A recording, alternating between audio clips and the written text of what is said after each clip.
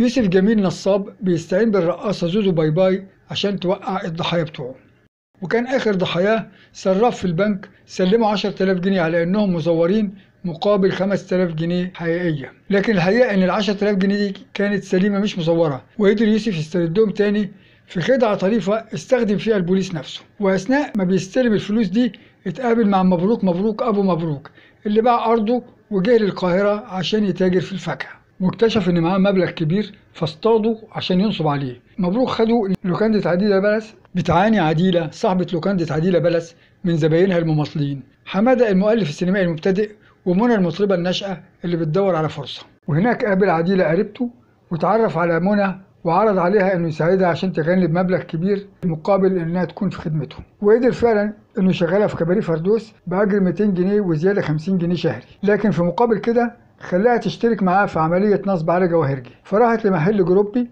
وطلبت 1500 حته جاتوه ودفعت ثمنهم 30 جنيه، وبعدين راحت لجواهرجي على ما يحضروا الجاتوه واشترت خاتم الماس ثمنه 1700 جنيه دفعت منهم 200 جنيه بس، وطلبت من الجواهرجي انه يبعت معاها مندوب ياخد ال 1500 جنيه. خدت المندوب لمحل جروبي وهناك قالت للبياع انا ليا عندك 1500 اديهم للاستاذ، وسابتهم ومشيت. طبعا الراجل افتكر انه هيستلم 1500 جنيه، لكن في الحقيقه لقي نفسه بيستلم 1500 حته جاتوه. قدر يوسف يقنع مبروك بمهاراته وقدراته على الاستثمار، وبدأ يوسف ينفذ خطته عشان يوقع مبروك ويستولي على فلوسه. فأوهمه انه عنده قدرة كبيرة على الاستثمار فلوس كتيرة قوي في مشاريع مربحة ومنها مشروع البزازات، فأوهمه انه هيحتكر بزازات البلد كلها. يوسف أقنع مبروك انه بيملك العتبة الخضراء وانه كل المباني اللي فيها سواء محلات او مصالح حكومية كلها بتاعته وبيدفعوا له الإيجار، المطافي والبوسطة واسم الشرطة وكل المحلات. وده طمع مبروك وفتح شهيته عشان يشتري العتبة من يوسف، وقعد يفاصله لغاية ما تنازل ووافق انه يبيعها له ب20,000 جنيه. وعشان ما كانش معاه فلوس مكفية شارك معاه عديلة وسلم يوسف 6000 جنيه واقنعوه ب6 تانيين بعد بيع اللوكاندا.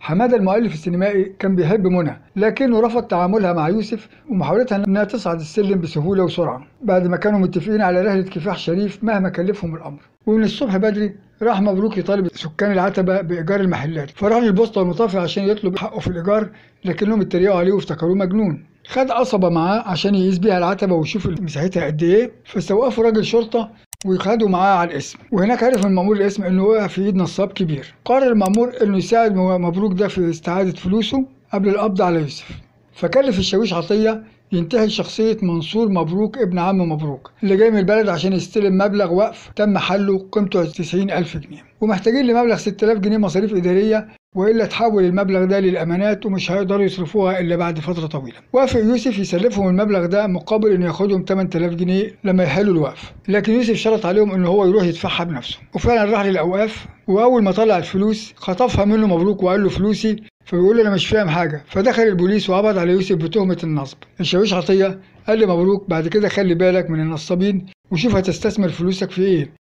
قال له هشتري السكه الحديد، فاستأذن يوسف من العسكري اللي قبض عليه ورجع لمبروك ووعده انه هيبيع له السكه الحديد بعد ما يخرج من السجن.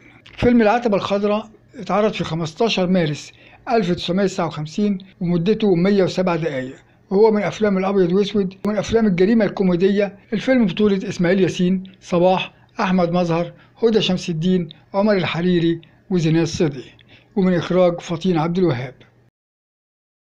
من فضلك إذا عجبك الفيديو شرفنا بالاشتراك في القناة وعمل لايك وشير، وكمان ما تنساش تفعل زر الجرس ليصلك كل جديد. شكرا، السلام عليكم ورحمة الله وبركاته.